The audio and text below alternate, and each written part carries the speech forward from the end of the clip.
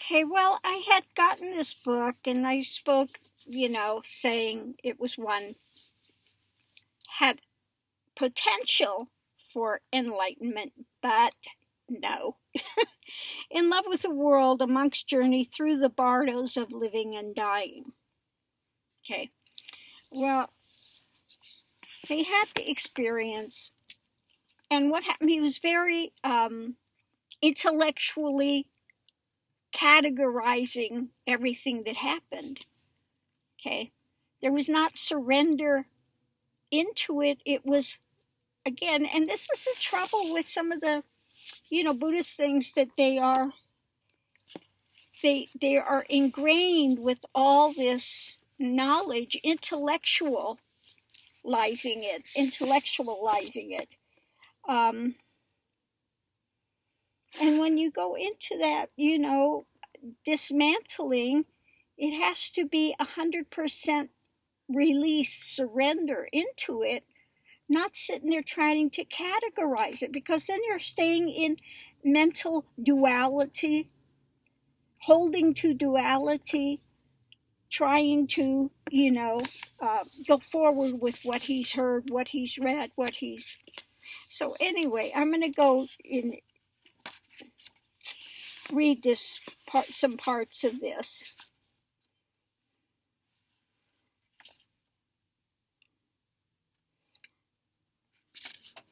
Before this one part.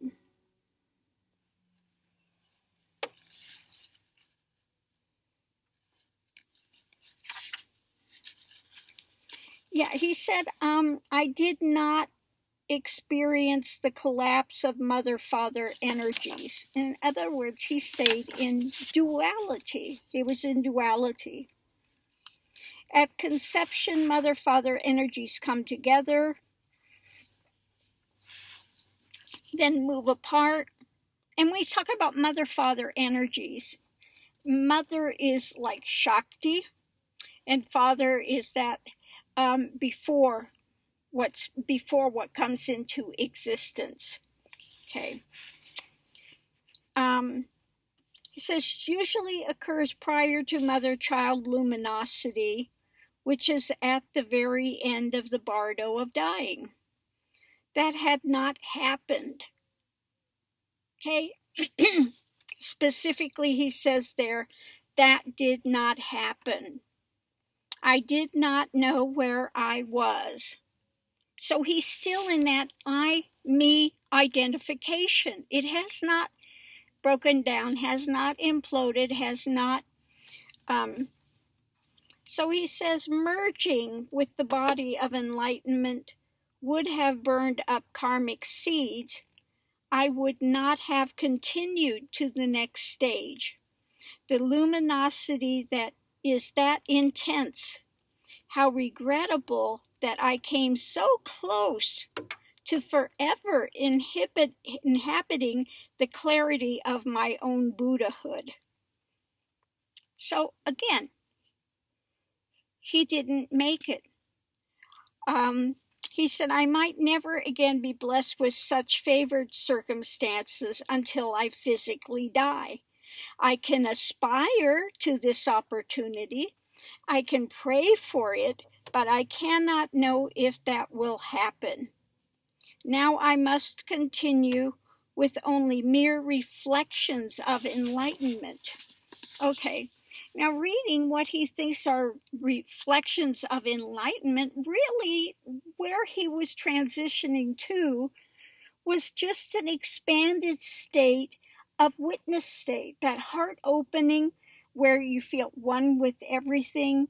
Okay, that ability, witness state, is he was looking at what was happening and was talking about it as he's going through it. That's witness state. Okay, that is not the breakdown that goes to enlightenment. When you go through the breakdown that goes through enlightenment, what takes place? There is no you. Okay, there is no you. There is no world. Okay, there is no cognizant thought of this or that. Okay, everything breaks down, and the only thing that's there in that moment is that grand divine is. I have never been born, I have never died. I am that divine is. Okay. And even you say, I am, that's again not right, because that's using words of duality. Because in that moment, you don't exist. Okay. The only thing that exists is this primal divine is. Okay. Now, his going through it, he's conscious of a world, he's conscious of himself, he's conscious that he's feeling this great expansion. Okay, this great expansion and this oneness with duality. Okay. It's not that even a momentary, he didn't even have a momentary glimpse of that divine is. It was all dualistic in nature, and he thinks that's a glimpse of the divine. Okay? And again, that's the things that I see the problems with especially, and he is the head of many of these monasteries. That's the problem when you get in and you see them in, not Darjeeling, up in Dharamsala. You see them up in Dharamsala, all the monks out there, and they go through this thing, and they are challenging one another to a debate. And you see them out there. They talk the thing, and then that's it. Boom, that's it. It's all intellectual. Now, there are some Buddhist things that are based in practice, but there are some Buddhist things that are based in just intellectual knowledge. And when I read this, I see he's intellectualized everything. He's trying to, and when you're going through that breakdown, you can't hold to that. He's holding to duality. He's holding to this meism. He's holding to an identity. Okay?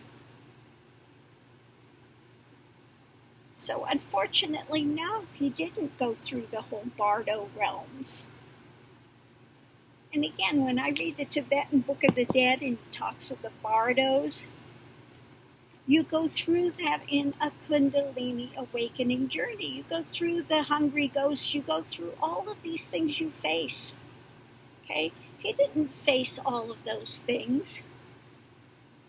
So I'm greatly disappointed in the In Love with the World a monk's journey through the Bardos of living and dying. Okay? It's really mistakenly titled. Okay. So I was hoping this is one book that I could recommend to the students, on Guru Purnima, but no. Okay. You can read it and you can see where he's intellectually going through all this stuff, trying to categorize it as he's going through it. But again, reading it, it was an expansion of the witness state where you feel like you're separate in a way. You're witnessing what's happening. You can discuss it as it's happening.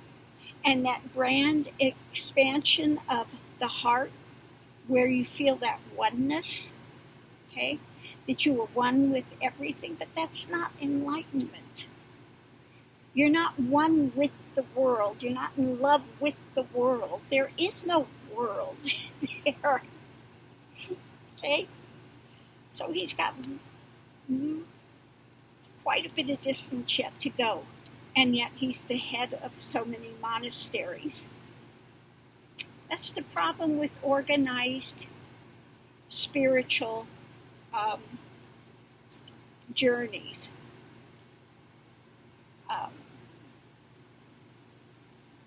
Because they have expectations of X, Y, Z. Okay. When you really get to that moment, you have a moment of, like I said, great fear. You're going to die. Okay. There's no ifs, ands, or buts. You don't know if you're going to die, if you're going to be possessed. It's the great chasm that one goes beyond. And to go through that chasm, like in my journey, it was on the altar of truth I lay myself, and that was it. I knew I had done everything that I could do in my spiritual search to that point. And now you have reached the point of, that's it. Here's this great chasm, this last great fear. And that's the chasm of going beyond ego, okay? It's not something, and people think it's some kind of intellectual ideology. Boom, I'm going to have a light bulb moment, and I'm beyond ego, and I've seen it. No, that's not what it is. Really, it feels like a death, okay? There's that moment of absolute, utter, complete surrender because you don't know what's going to happen, okay? And you're saying, I hope that God pulls me through, but I don't know. But you want to know truth more than you fear this fear, okay? So on the altar of truth, I lay myself, and then boom. There was no me, there was no world, there were none of the five senses. It's not something you get with the five senses. It's not something you're visualizing, that you're seeing. There is no me to see. Okay? Now, I know this is hard to understand when you're in the dualistic mind. But truly, there is no me at that point. There is no world. It has never existed. The only thing that exists is that great eternal is. What you would say that Godhood. Okay? Where they say in the Bible, nobody sees the face of the Father and lives. Okay, because there is no face. There is no you there. Okay?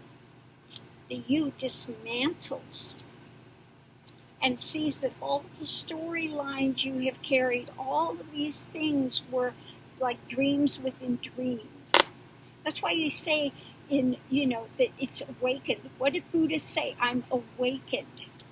People say he didn't say he was enlightened. Yes, he did. He said, I am awakened.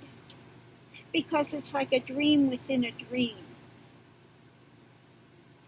This is illusory. It can feel very real. But when there is this dismantling that takes place, and you know that the only reality is that divine is. Now, I don't care whether you want to name the divine is Yahweh, God, Allah. It doesn't matter. For God to, and then you have this thing when you come back out of it, okay, and the world appears, and you don't know how long you're in there. It's timeless. It's a timeless space. It could be second, it could be years. It's timeless there. And you hear the divine Om. You hear the whole thing, and yet you hear it all extended throughout eternity. Again, something that cannot be explained. Dichotomy. There's so many dichotomies that are there. When one comes out of it, you're in a whole different perception, a whole different cognition, a whole different, it takes quite a while, it takes a number of years to be able to ground in the dualistic realm.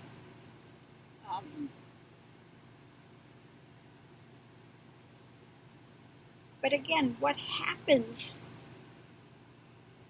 in the world of Advaita, it's prior to any of the expressions of the dualistic realm, prior to.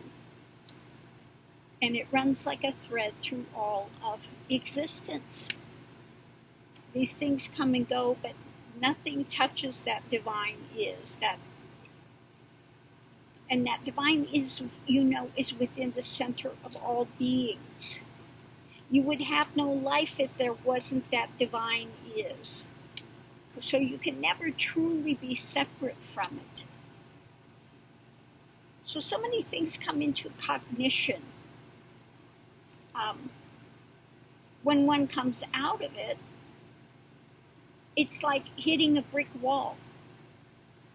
You're going 180 miles an hour, and all of a sudden you hit this brick wall and you're stopped. Okay? All motion is stopped.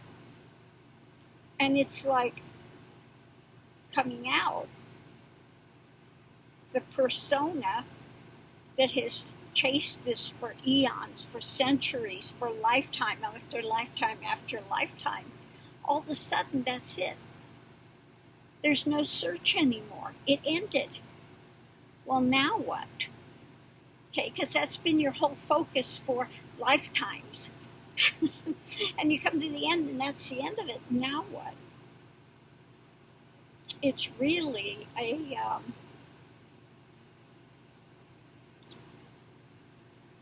mental. You look at that, and it's so odd. Well, what now? My whole existence, reason for existence, was to search and to find this. Well, now that it's found, now what? There's no more search. Okay? Your whole thing, lifetime after lifetime, in so many different ways, being monks, being nuns, being Buddhists, being Native American, being, you searched and you searched through all of these different, and then finally it takes place and one dismantles.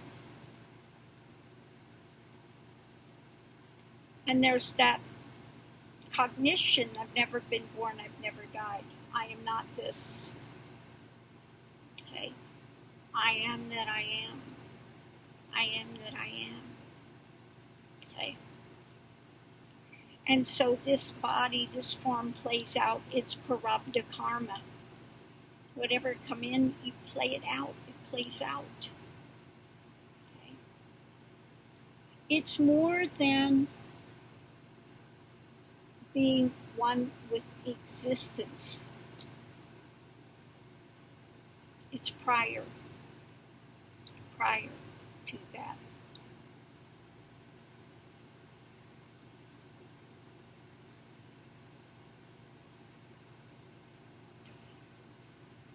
So it's so hard to try to describe to people what that journey is. When one comes out of it, you could just sit there for months and watch a leaf on a tree move, and you feel it fluttering in your heart, that leaf.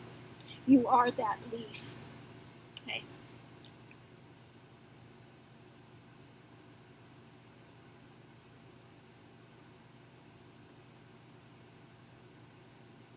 One becomes still. Before that, the mind is trying to create this, create that, create that, create that. But when one goes into that, dismantling, the mind stills. The mind of dualistic reasoning stills. I have a writing on that. Those that speak do not know, and those that know that what those that know do not speak. Why is that? Because all language comes out of duality, and duality can never experience or express that which is prior to. And one finds God is not one because one is that. One is Shakti. Shakti is one. Shakti can be subdivided in so many ways. But the zero is always indivisible. It really cannot be divided. Okay. That's the illusion of the one. That's why ego dismantles. Okay.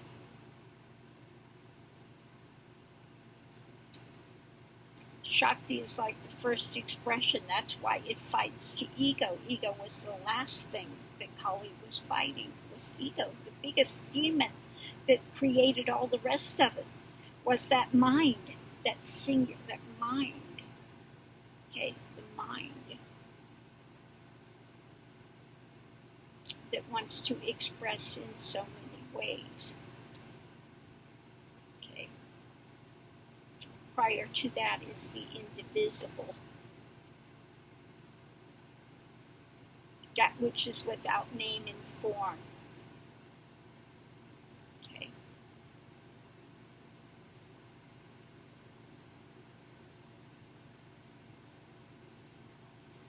So you have, like the triune God, Father, Son, Holy Ghost. Father is that which is prior to. Son is the expression. Holy Ghost is that energy, the energy that appears to subdivide. Okay.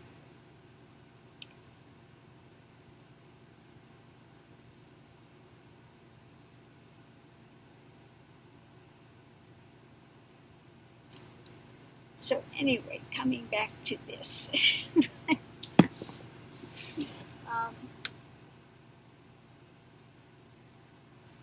Yeah, it was a letdown.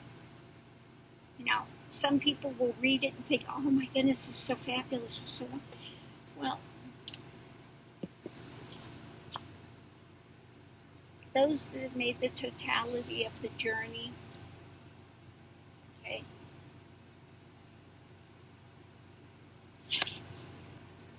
they see this as still a mind, that expression that is attempting to do a journey according to what it is heard it should be.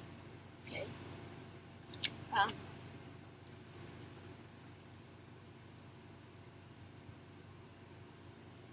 So anyway, I'm going to leave this here. Sorry about that. But yeah, no, when you make that journey, and it's a solitary journey, it's like the hermit. And I don't care if you are in a monastery or whether you are a sadhu, living up in the caves in the Himalayas, or whether you are a person that's in society, such as ones like Kabir. Kabir didn't go hide out in the Himalayas. He was not in a monastery. He was not in a religious organization. He was a weaver. And the journey is when one is within that mind, looking at the mind, questioning deeply, surrender to the Spirit, surrender, not my will, but thy will be done, surrender, surrender, surrender, witness, question, surrender. Okay. It has to come out of that deep longing of wanting to know truth more than anything, wanting to know God more than anything, and giving up the trappings of the world for the time in order to do that.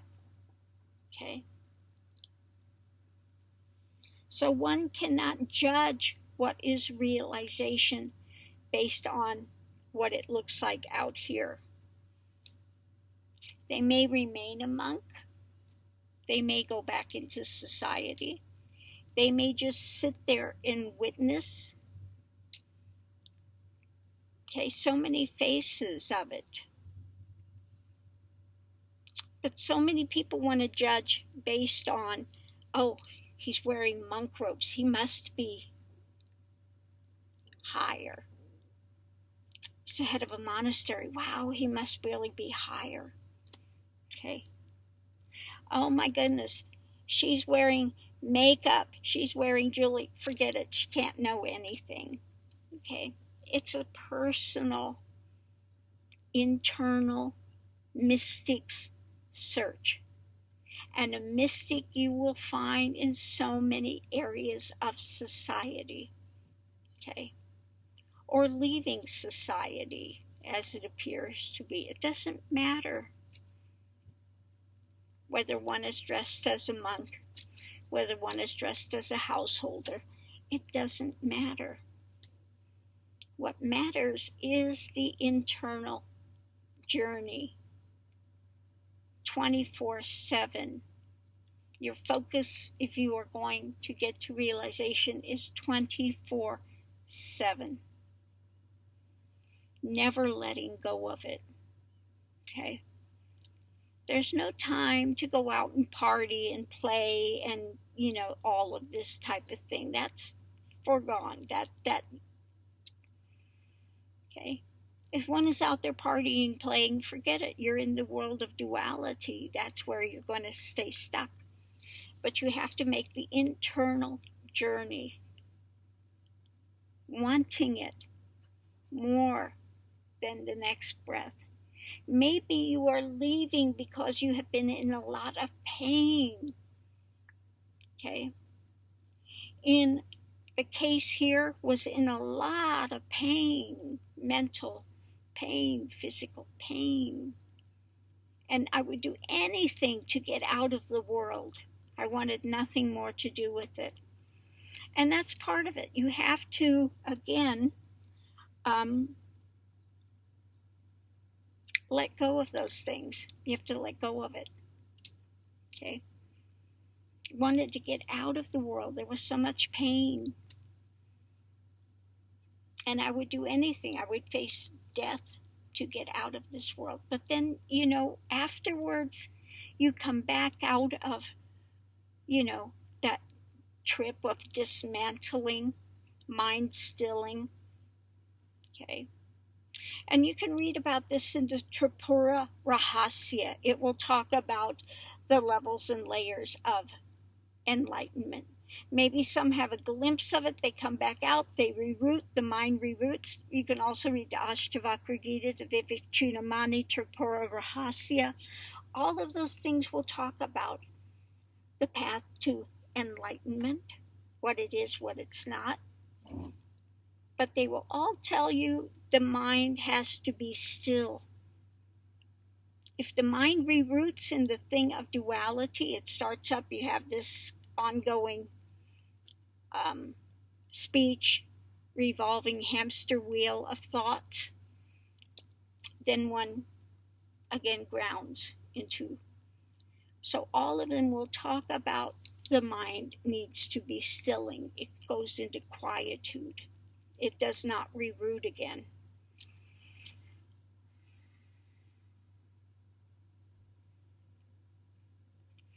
For here, the experience was I didn't know anything about any of these texts, Tripura Rahasya, any of those things.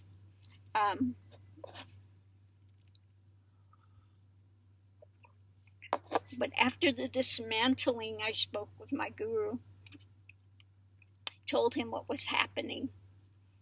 He said, "Are you convinced of this?" I said, "No, I'm not convinced, because to be convinced of something, there has to be doubt somewhere. In this, there's no doubt. It is what it is." Okay? It is what it is.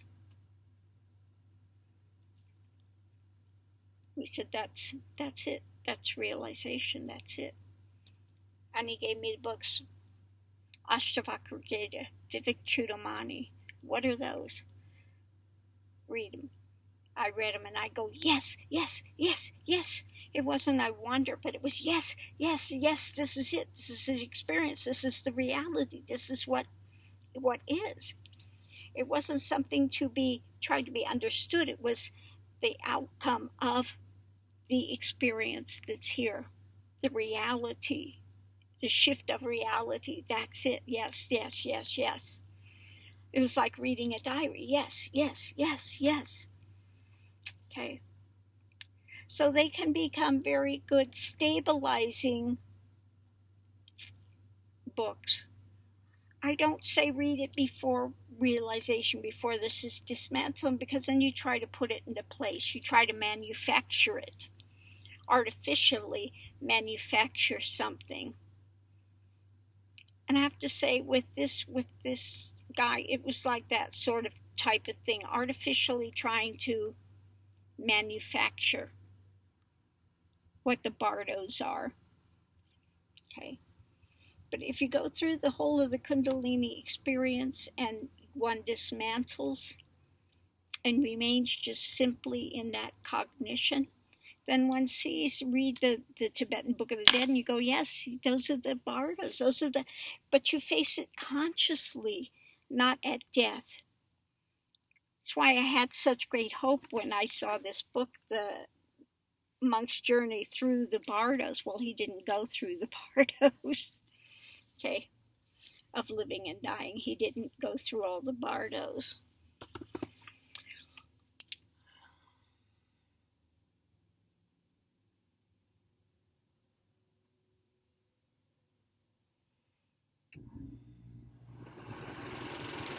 Yeah, here, whether the eyes are open, whether the eyes are closed, there's just stillness. Okay, that's why I say people, give some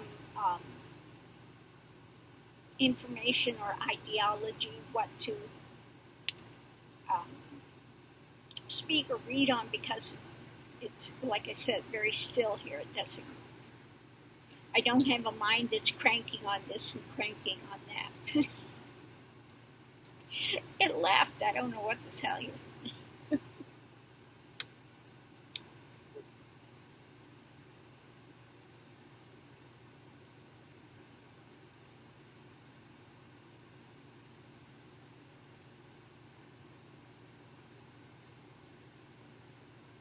But it's like here, if I do balanced breath, it's an immediate boom, boom, to that stilling, to that.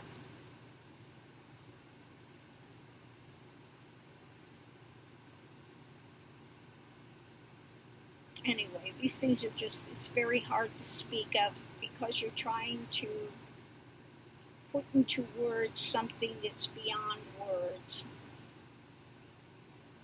Trying to get minds in duality to understand what is prior to duality and what it is to be within that consciousness, that awareness.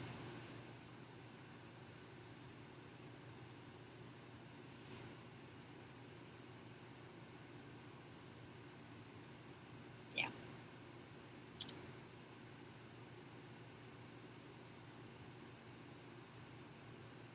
So I'm going to leave this here.